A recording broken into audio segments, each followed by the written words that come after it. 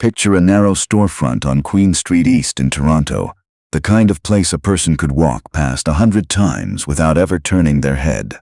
Cracked plaster, a gas lamp hissing in the front window, a hand-lettered sign over the door that most people in the city of 1906 read with a smirk if they read it at all. There is no steeple. There is no organ.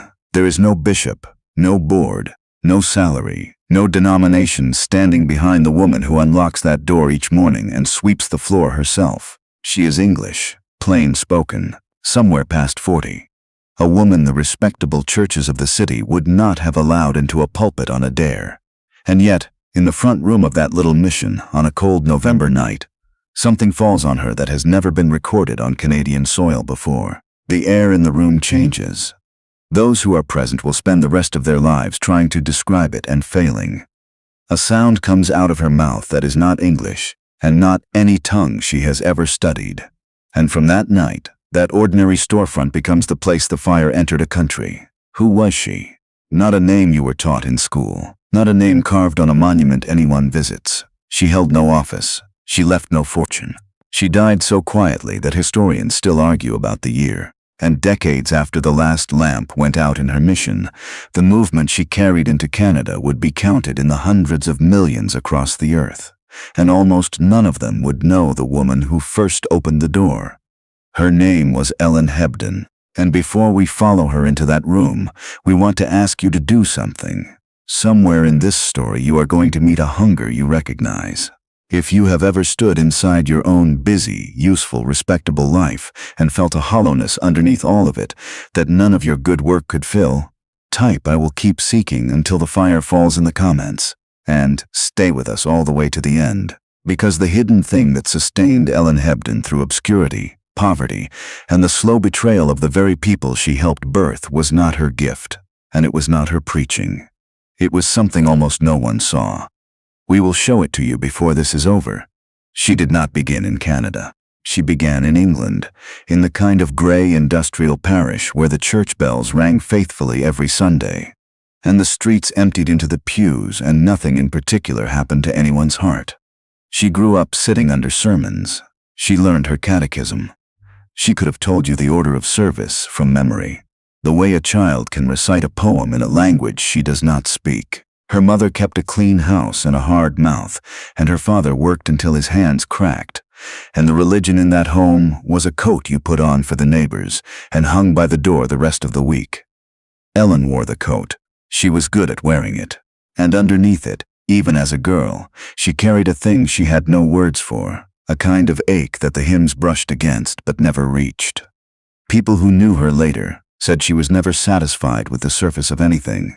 As a young woman, she nursed the sick, which in those years meant the dying, because that was the work a serious Christian woman could do without a man's permission. She sat with people in their last hours. She watched them go, and she came to understand, the way you only can at a deathbed, that the religion she had been handed was a thing you could hold all your life and still die with empty hands. That understanding did not make her bitter. It made her hungry. And hunger, as it turned out, was the one qualification God was looking for. She married James Hebden, a man as restless underneath as she was. He had a mechanical mind, a builder's hands, and the same dissatisfaction with the lukewarm. Together they prayed in a way their neighbors found embarrassing. They believed God still healed the sick, which the proper churches of the day had quietly filed away as a thing that used to happen to other people in other centuries. They believed the book meant what it said, and somewhere in the long English nights of their early marriage, they became convinced that what they wanted was not waiting for them in England. So they did the thing that hungry people do. They pulled up everything. In the early years of the new century, James and Ellen Hebden booked passage across the Atlantic and came to Toronto, a soot-stained, church-heavy, deeply Protestant city, where a sober English couple with a Bible and a healing ministry could perhaps find a corner to work. They had no organization sending them, no mission board, no support letters, no congregation waiting at the dock. They had the clothes they carried and a conviction that God had told them to go. That is the whole of what they had.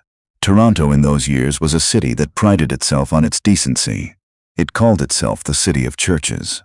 On a Sunday, the streetcars stopped running so the Sabbath would not be disturbed. And in that city of careful, respectable, comfortable faith, the Hebdens rented a building most people would have walked past, on Queen Street East, in a part of town the comfortable did not visit. And they opened a faith-healing mission. They called it the East End Mission at first. The sick came because the sick always come to anyone who will pray for them. The poor came because the poor are not too proud to be prayed for. And Ellen Hebden, who would not have been permitted to read the announcements in a fashionable downtown church, stood in her own front room and laid hands on the bodies of strangers and watched some of them get well. By every reasonable measure, it was a success. Small, but real. People were helped. The room filled. And here is the part of the story that no one who has only ever wanted success will understand. In the middle of that good work, with the sick recovering and the room full, and her hands busy doing the very thing she had crossed an ocean to do, Ellen Hebden was not satisfied. The old ache was still there. She had built a life around the hunger, and the hunger had followed her across the sea. Have you ever done that? Built the very thing you thought would fill you, watched it work, watched it help people, and stood inside it more aware than ever of the hollow place that the work could not reach. That was where she was. And that hollow place, which she had carried since she was a girl in a gray English parish, was not her failure. It was the call. It had always been the call. Then word began to drift north.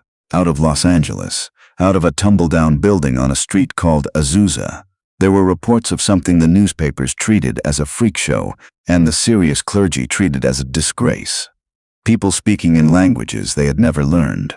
The sick rising. Black and white worshippers in 1906, weeping together in the same room with their arms around each other. No program, no order of service, no man running it. Just an outpouring that no one could start and no one could stop. The respectable thing, the safe thing, the thing every credentialed minister in Toronto did, was to dismiss it. A foreign hysteria, an emotional excess for people who did not know better. Ellen Hebden did not dismiss it. She read the reports the way a starving woman reads a menu. Whatever that was, she did not have it. She had healing. She had results. She had a full room, and she knew with the brutal honesty that had always set her apart, that there was something on those people in Los Angeles that was not on her. She had spent her whole life in proximity to God, and she wanted nearness. She had the coat. She wanted the fire. So she did what she had always done. She got hungry out loud. She and James began to seek in a way that went past their ordinary praying. Nights of it, hours on their knees on the plank floor of that mission, with the lamp burning low and the city asleep around them and nothing happening. This is the part the modern heart cannot bear. We want the testimony where the breakthrough comes the same evening. We do not want the weeks. We do not want the floor. We do not want the long obedient waiting where you give God everything you know how to give and the ceiling stays shut. Ellen Hebden waited like that. The records that survive are thin. But those who were near her remembered a woman emptied out, stripped of the confidence that her own competent ministry had given her, brought down to a place where all her usefulness counted for nothing, and she had only her empty hands to lift. And then on a November night in 1906, in that ordinary room, it fell. She had not asked for tongues. In fact, like many serious believers of her kind, she had a settled idea about how God ought to move, and tongues did not figure in it. She wanted power. She wanted more of God, however he chose to give it. What came was not under her management at all. Witnesses said the presence in the room thickened until the air itself felt heavy, the way the air goes still and dense before a summer storm breaks. Ellen began to shake, and then, with no decision on her part, her speech changed.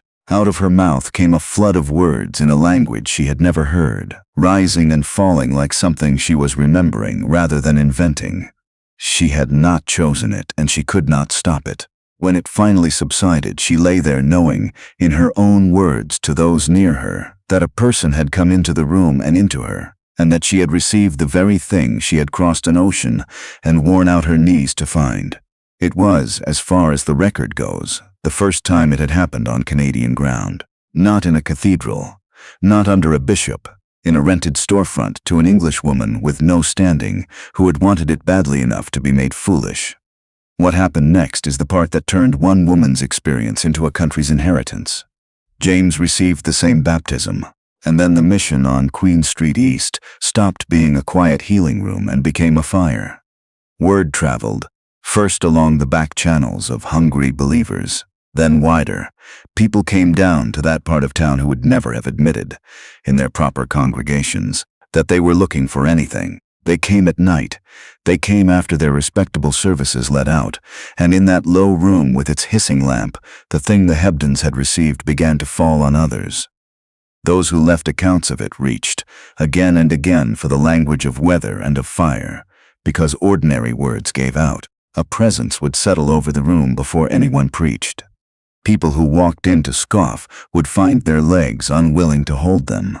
There were nights the singing rose into a sound that several witnesses, independently, described as unearthly, voices weaving together in tongues into a harmony nobody was conducting.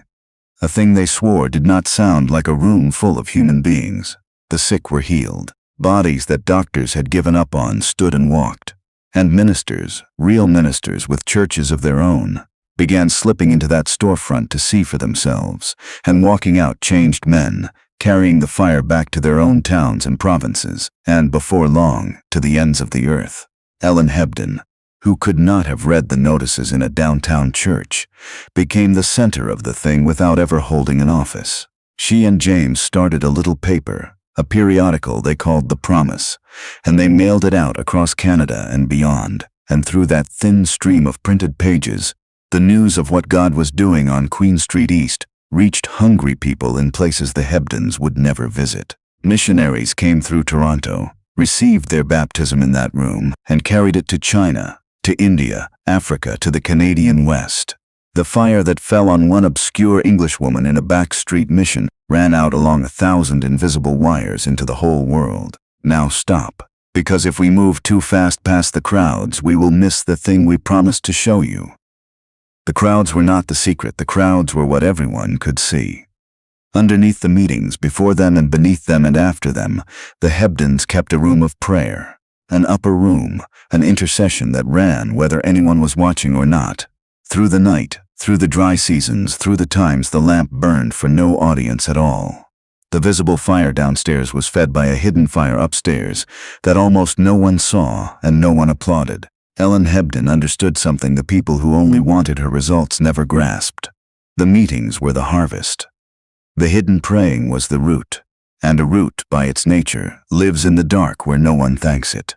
This is what we wanted you to see, because the reason her story is hard, the reason it does not end the way you want it to, is bound up in that hidden root. The fire she carried was real, and it did not make her life easy. It did not protect her name. It did not keep her comfortable. The world to come would be full of people who walked in what first fell in her front room, and almost none of them would ever say her name. The trouble, when it came, did not come from outside.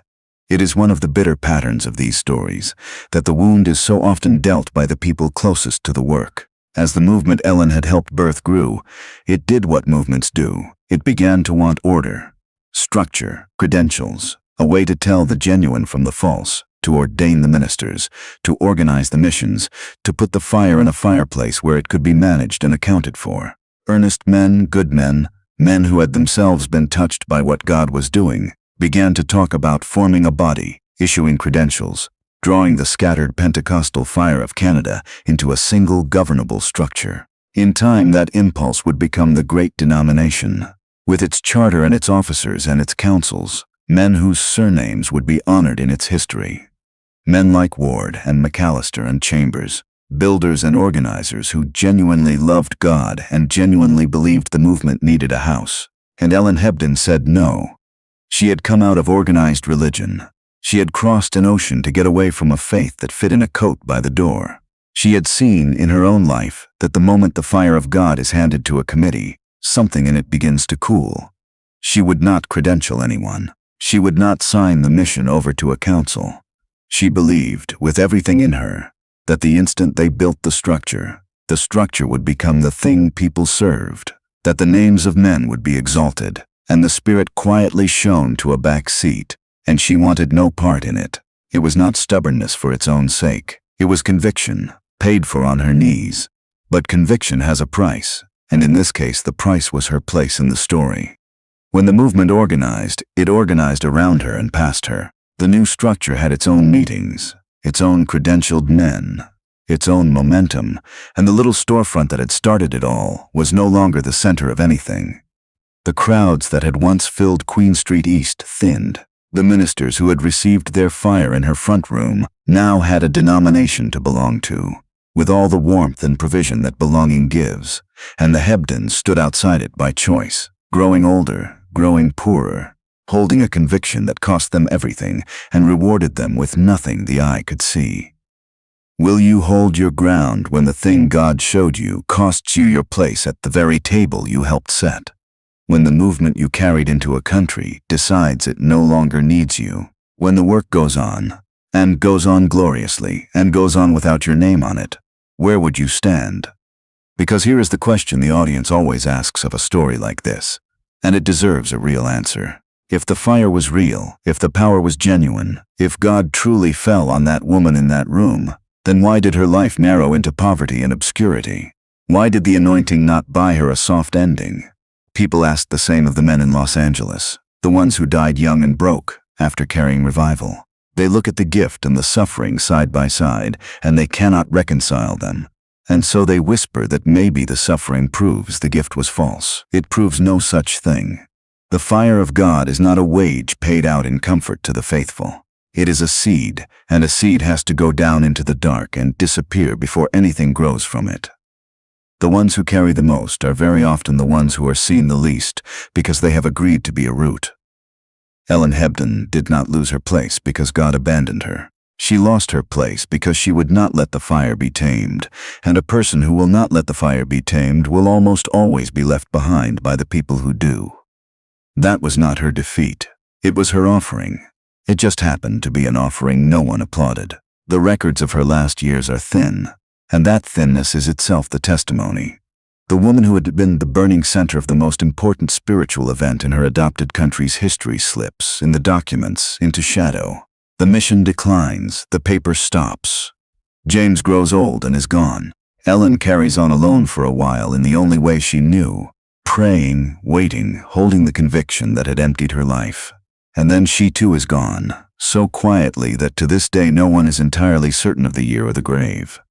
There was no great funeral. No movement turned out to honor its mother. The fire she had carried into Canada was by then leaping across the prairies and over the mountains and out across the oceans. And she went into the ground unnoticed beneath all of it, a root finally finished with its work in the dark. She never saw the vindication. She did not live to see the charter signed. The denomination grow into the hundreds of thousands across Canada. The wider movement she had helped seed swell into hundreds of millions of believers on every continent who would speak in the tongues that first broke out in her front room on a November night. She did not see the Brazilian assemblies, the African revivals, the Korean prayer mountains, the whole vast harvest. She planted in obscurity, and she died in obscurity, and she left the seeing of the harvest to God, which is the hardest faith there is, and the structure she refused to join. It is the strange mercy at the bottom of this story. The thing she would not build became one of the great houses of the fire she carried, full of people who love God and serve Him and trace their spiritual inheritance, whether they know the name or not, straight back to a rented storefront on Queen Street East. The woman who hated the idea of human organization became, without ever consenting to it, the mother of an organized movement that has touched the world. She would not have wanted the title. God seems to have given it to her anyway, the way He so often crowns the people who refused the crown. So the question that comes off this story is not whether Ellen Hebden was extraordinary. The question is the same one that emptied her on the floor of that mission, and it is sitting now wherever you are. You have felt it, the hollow place underneath the useful life, the ache that the church attendance and the good work and the right words never quite reach. You have built things, maybe good things, and stood inside them still hungry. That hunger is not your problem. It was never your problem. It is the call, the same call, and the door it points to is the same door it has always been. The hidden room, the praying no one sees, the willingness to be a root in the dark and let God decide what grows and whose name is on it. What are you carrying that hunger toward? And what would you be willing to be if being it meant the fire fell but the credit went somewhere else? If this woman's story has moved something in you, type "I will keep skeeking until the fire falls" in the comments below, and tell us where you are in your own hunger, because we read them and we are praying over them. And before you go, take one thing from Ellen Hebden into your week. Find a room. It does not have to be a mission. It can be a closet, a parked car, a corner of a kitchen at an hour no one is awake. Go there with no list and no performance and no audience, and ask God to do to you what He did to her on that floor, to empty you of everything you have been leaning on, and then to fill the space He clears. Do it where no one can see. Be a root for a season, and watch what He grows. Hit the bell, and stay close to Heart of Witnesses, because the next story will not let you sleep. There is a young woman who walked out onto the bald Canadian prairie with nothing but a wagon, a Bible, and a sickness in her chest the doctors said would kill her inside a year, and who knelt in a sod house with the wind screaming across 1,000 empty miles and prayed a revival down on a frontier town that had never once bowed its head. The churches called her a fanatic. Her own family called her a fool, and what fell in that little house of dirt is still falling on the families of the people who were there. What did she carry across that prairie? What did it cost her to kneel alone in the wind? And what would happen to you if you knelt the same way? That story is waiting for you next.